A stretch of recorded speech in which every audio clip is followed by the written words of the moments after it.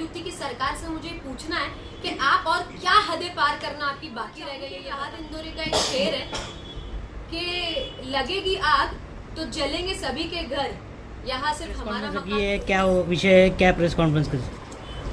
ये आज इसीलिए आप लोगों के साथ बात करना चाहती हूँ कि मुझे डायरेक्टली जो हमारी महायुति की सरकार है महाराष्ट्र की और देश की भी, हमको उनसे पूछना है कि जो हमारे देश और महाराष्ट्र का माहौल चल रहा है एक हेट का, उस माहौल पे उनका क्या बोलना है और क्या कहना है। एफआईआर तो हो रही है सब जगह पे, पर वो एफआईआर जिन लोगों पे हुई है उन पे कार्रवाई क्या होगी, उनको आप बराबर से सजा देंगे नहीं देंगे, उनको जेल के अंदर बंद करेंगे कि नहीं करेंगे, उनको सजा मिलेगी कि नहीं मिलेगी, क्या भी चल रहा है आपको देखने को मिलेगा। माहौल देखो, आप पूरे देश का माहौल देखो कि ट्रेन में नाम पूछ के गन से गोली मार दी जा रही है, बच्चियों का छोटी छोटी बलात्कार हो रहा है, महिलाएं सेफ नहीं है, बूढ़े बुजुर्ग सेफ नहीं है ट्रेन में, लोकल ट्रेन में कोई भी गुंडा उठ के जाके मार रहा है किसी को भी। इनके अच्छे खासे बड़े नामचीन लीडर बड़े बड़े प्लेटफॉर्म पे हेट स्पीच कर रहे डायरेक्ट। इनके सो कॉल्ड संत लोग पीर पैगंबरों के ऊपर, संतों के ऊपर गंदी गंदी टिप्पणी कर रहे हैं, गंदी गंदी बातें कर रहे हैं। बहुत है लिस्ट जो है ना वो मॉब लिंचिंग चल रही है।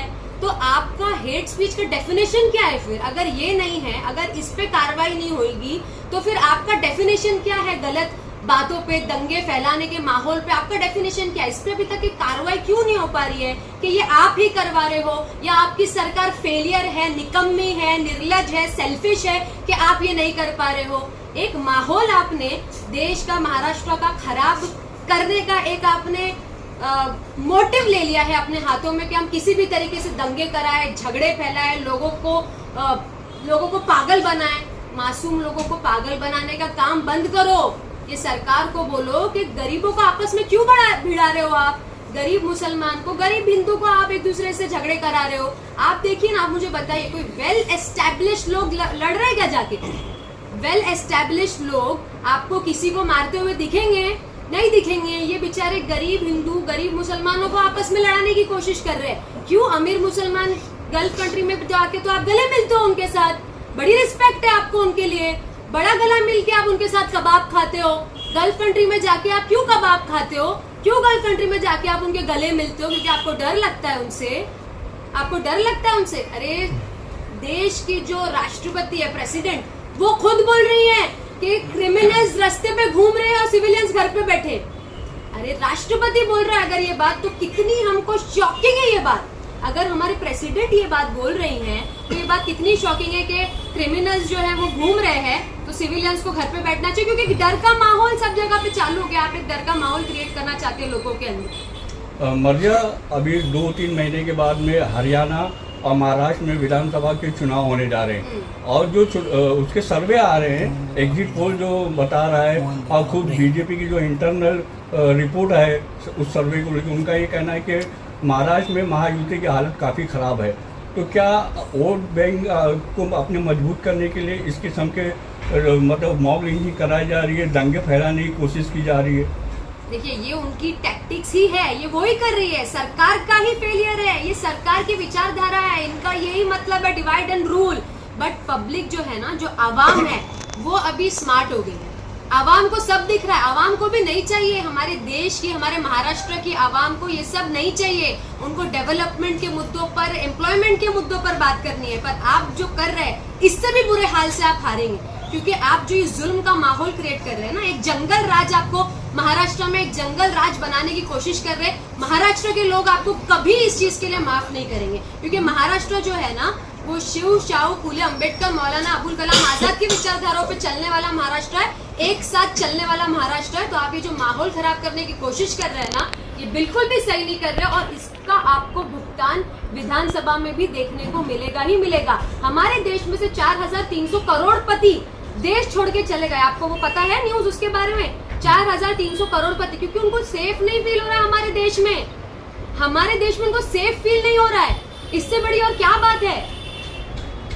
और अभी हाल ही में जो ट्रेन के अंदर कल्याण के अंदर एक बुजुर्ग 72 साल के जो बुजुर्ग थे उनके साथ में जो मामला पेश आया, उनकी जिस तरीके से कुछ युवकों द्वारा मतलब उनको मारा पीटा गया और उनको चलती ट्रेन से बाहर फेंकने की भी कोशिश की गई, लेकिन जिस तरीके से जो जीआरपी पुलिस है उसको मतलब जो संगीन धाराएं लगानी चाहिए थी इस मामले को लेके, तो कहीं ना कहीं बहुत कमज़ोर धाराएं लगा के मतलब उन्होंने लगाई, जिसकी वजह से दूसरे दिन वो लोग आरोपी लोग छूट गए। लेकिन हमारे जो सिटिंग एमएलए अवार्ड साहब उन्होंने मतलब वहाँ जाके जीआरपी के मतलब जो सीनियर थे उनसे बात की, उनके ऊपर प्रेशर बनाया, तब कहीं जाके उनके ऊपर मतलब मजबूत धाराएं लगाई गई और वो दोबारा गिरफ्तार कर लिए गए। तो अवार्ड साहब ने जो ये काम किया है मतलब वो उस बारे में आपका क्या कहना है? सराहना ही कर सकते हैं इस चीज़ की। एक यही तो हमारे महाराष्ट्र की, ये हमारे मुमरा की खासियत है कि हम सेक्युलर विचारधारा वाले लोग हैं और एक दूसरे के लिए खड़े रहने वाले लोग हैं। मैं तो यही शुरू से बोल रही हूँ कि हमारे जो एमएलए है वो सेक्युलर है और मुमरा कोसा सेक्युलर लीडर के साथ है कि जो किसी पे भी अन्याय हो रहा है उसके साथ खड़े रहे। बट पूरे देश में एक सबको ही जो सरकार है, सारे लीडर्स है, लॉ एंड ऑर्डर है, उसको भी तो ये काम करना पड़ेगा ना। एक अवार्ड साहब या उन जैसे और कुछ लीडर कहाँ कहाँ जाएंगे भागकर। कुछ मुद्दे जो है वो न्यूज में आ जाते हैं, कुछ मुद्दे तो हमको पता भी नहीं चलते होंगे कि देश में हो जाते होंगे, हम तक आते भी नहीं होंगे। पर लॉ एंड ऑर्डर का डर नहीं है ना, लोगों के अंदर ऐसा हो गया कि लॉ एंड ऑर्डर आपके हाथ में आ गया है। आपको किसने इजाजत दे दी एक प्लेटफॉर्म पे खड़े रह के बोलने की कि हम जाके मारेंगे? तो क्या सब पागल है? आपका मार खा के लेंगे लोग? पागल है यहाँ पर कि आपका मार खा के लेंगे? आप किसी को भी मार रहे हो, किसी को भी शूट कर रहे हो, कुछ भी कर रहे हो, हेट स्पीच कर रहे हो, पूरा माहौल खराब कर रहे हो।